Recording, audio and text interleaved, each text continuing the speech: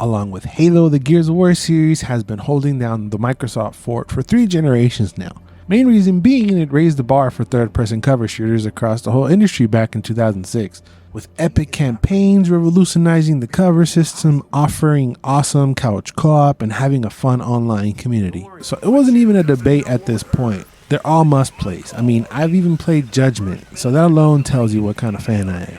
I played every campaign in couch co-op, so this being the first time I did feel like something is missing, and I will say, playing the Gear series in couch co-op is way better than solo.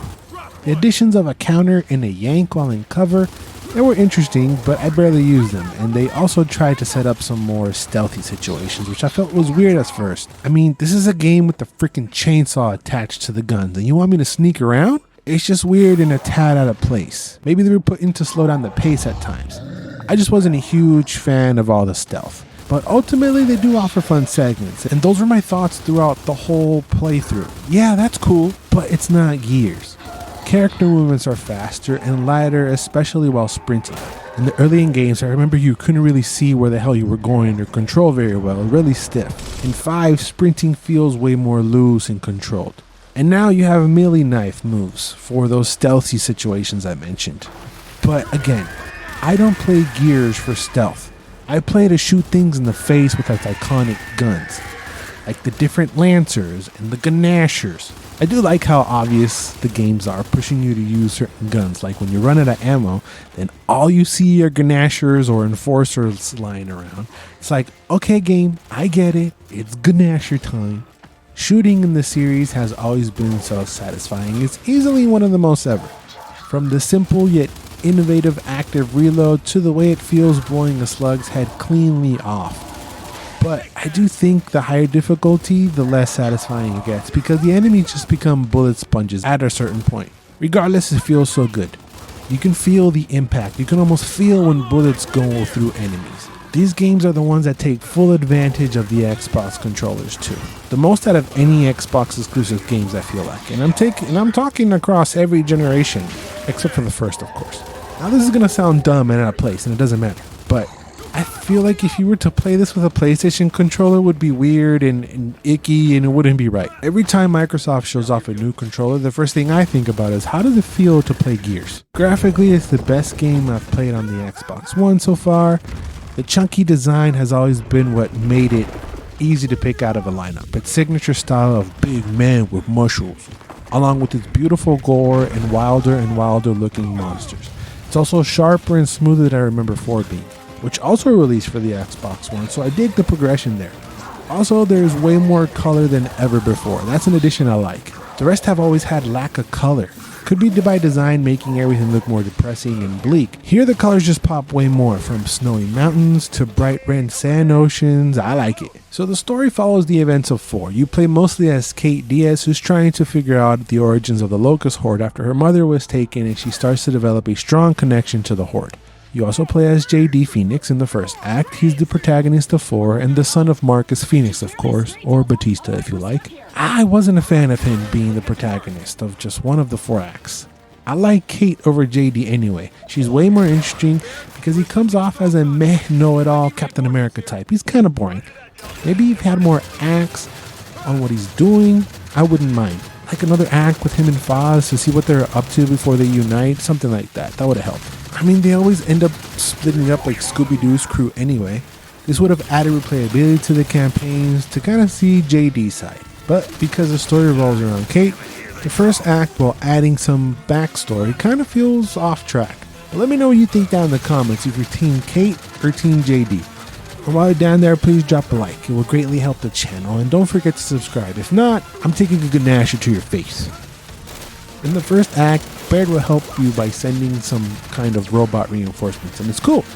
The game lets you pick between 2, but what sucks is that you don't know what the hell they are. Just the names pop up, so I just pick whatever sounded the coolest. But this just occurs the first act. Baird doesn't help you this way after that, and I found that to be odd. Just as I was getting used to it, they took it away. What does follow you the whole time is Jack, who I thought was the MVP. At least he's mine. He's a little robot that follows Delta on his missions, and along the way you get to upgrade him, give him abilities that help out the squad, like adding shield or hacking an enemy and making him a part of the team for a second. Very fun abilities like cloak and helping out with the stim and more that help out with the fight. And I needed the help because my AI teammates were kind of dumb. In some instances, they wouldn't even shoot. Or I would be down at their feet and they wouldn't pick me up, resulting in my death. Like, come on, man, help me.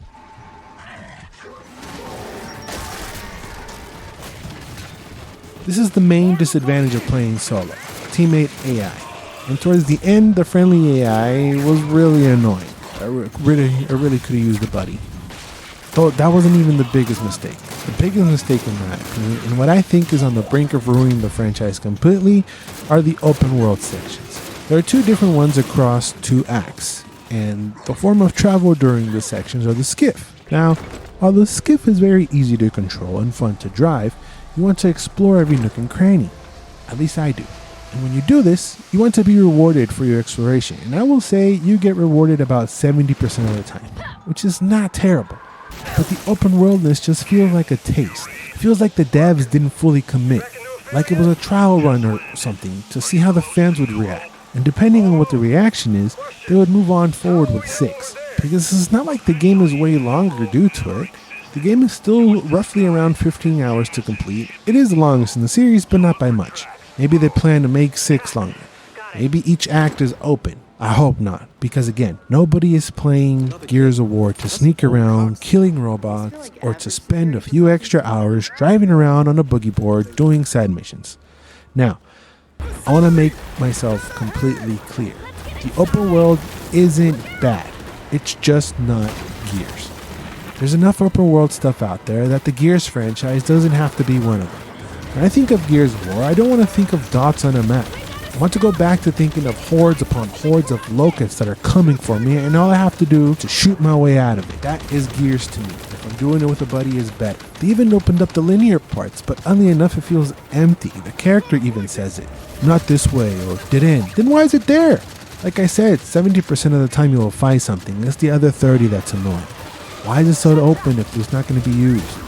The tighter rooms add tension to the fights, because that means there's nowhere you can run and hide. You have to face them. They should worry less about the semi-open world parts and more about fixing their bugs. Even 3 years later, I still found annoying bugs. Like sometimes an enemy would be stuck, and he's the last fool you need to kill to proceed too. And you can't find his ass because he's stuck behind a stupid wall or something. Or when that happened to me, that really pissed me off the most was after completing an act, while it's loading, the cutscene would start. But I couldn't see it. Just the sound was playing and it sounded like some shit was going down. I had to quit and replay the last checkpoint, and I did this a couple times until I started a new game. Luckily, the next act unlocked, but I had to YouTube the cutscenes I missed, and some would say is the most important ones of the whole game. And while I was looking for a solution to my bug, I was reading about many more. Even a game-breaking one due to the open world stuff. If you do a certain mission in Act 3 too early, you have to restart the whole act, and it's the longest one. Luckily it didn't happen to me because I had read all about it, and to skip any heartbreaking dramas, I saved that side mission for last. But because it's in my nature to color through the whole map, I know I would have done it if I had not read about it prior, probably leading me to rage quit.